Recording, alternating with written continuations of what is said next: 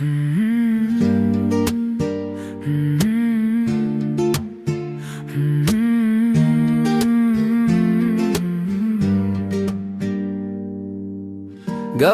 diceva dünyada betari Lerona hiya çavente jmin red beyari Tu hatid jiyana min dawaki khawnek shirin Tashu khamra vandin ta ani dile havrin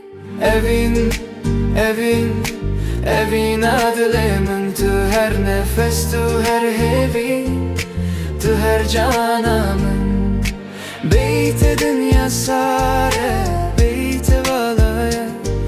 Eskirine tecmin re Mina havaya salaya Bükene teye gerem Kulik ve dibin zub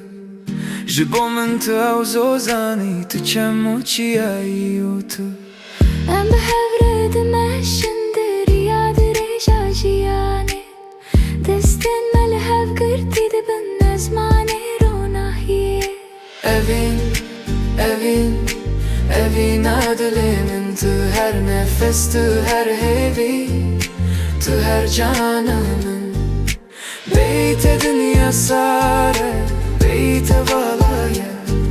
Eskirine tecmin re Mina havaya salaya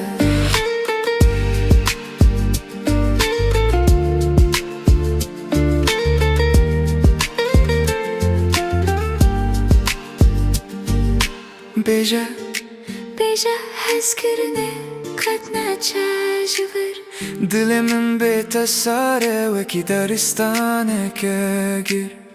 Tu kader amını Tu jiyan amını bakış Bila eviname bebe mina behra kuru aşitiz Evin